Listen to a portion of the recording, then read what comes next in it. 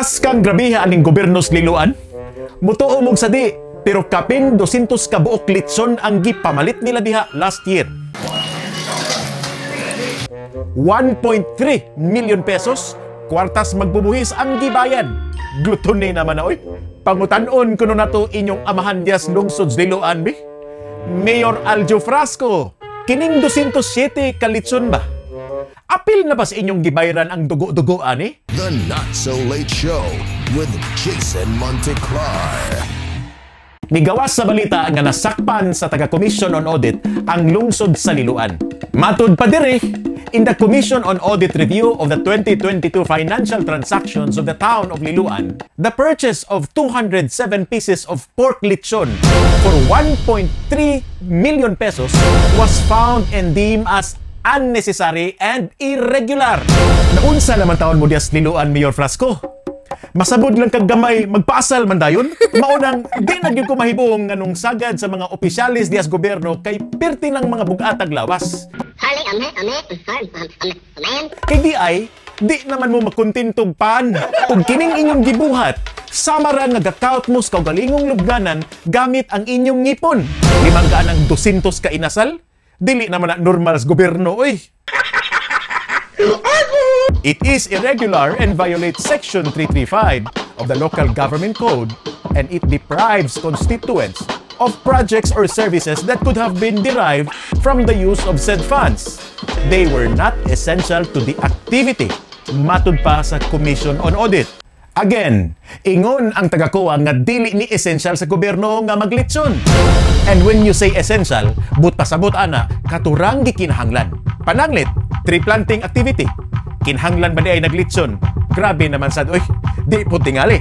So, when a thing is absent and without which the government cannot perform any of its mandated function, then the same must be considered as essential. Apan, kung sa pikas bahin, muingon, for example, si Mayor Frasco, nga di moagi iyang ballpen kada pamirma niya kontrata kung way litson nga ipasakas iyang opisina, in this case, maisip nga essential gyud ang litson baboy. Dili sabihin nato ikalimod na maway lami pod ang mga okasyon kung pansit ragoy atong ilaog sa itong mga bisita. Naamang gyud ng litson sa hapit na ng okasyon. In fact, si Liloan Mayor Aljo Frasco, in his comment dito sa COA, niingon siya nga ang litson nahilakip na sa tradisyon na itong mga Pinoy nga di gyud mangaon ug di maabot ang inasal. Pang grand finale magyud ng lechon bay. It is in consonance with the Filipino tradition of highlighting any gathering with Cebu's specialty. Pero mo lagi na, public funds must be for public purpose only. Kay kung ang kwartas gobyerno mahimo rang igasto para sa kalihukan nga pribado, and in this case, gipamalit ra ninyong lechon kay dia nangayo ang simbahan or dunay graduation or nagikasal, unsa may kalahian kuno ni ana, kung kanang kwartaha, ipanood rin nas ilang mga bangko. And ang last na kong nahibawaan ra ba ani?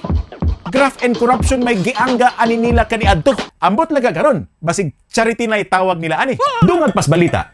The COA report said the lechons were supplied in such activities as team buildings, religious activities, founding anniversaries of private groups, graduation exercises, general assemblies, get-togethers, among others. The purchases for non-government entities, ingon ang COA, violated Republic Act 7160 or the Local Government Code and the COA Circular. So take note, the purchases were made for non-government entities. Pero unsay palusot sa inyong mayor dias Liloan? Ingon siya ay, nga wala man kuno nila gipamalit og lechon. Igo ra kuno sila ni donate og kwarta ug ang gidawat na maoy namalit og lechon. Kining rason nimo sir ba? Gipugos ginimog pasok ang elepante sa lungag sa dagom. But you know, documents never lie. Dili mamakak ang papel nyor. Kay sigon pa diri sa Sunstar, COA's audit team replied that disbursing vouchers and other papers showed that it was Liloan's Bids and Awards Committee that procured the lechons. Matud pas COA na ay mga vouchers o guban pang mga papel nga nagpakita nga ang imo mismong Bids and Awards Committee maoy namalit aning 200 ka mga lechon. So kinsa man karoy atong tuuhan? Kining report sa COA or kining panghimakak ni Mayor Frasco? Kamong mga nagtan-aw karon, kamo nalay timbang-timbang.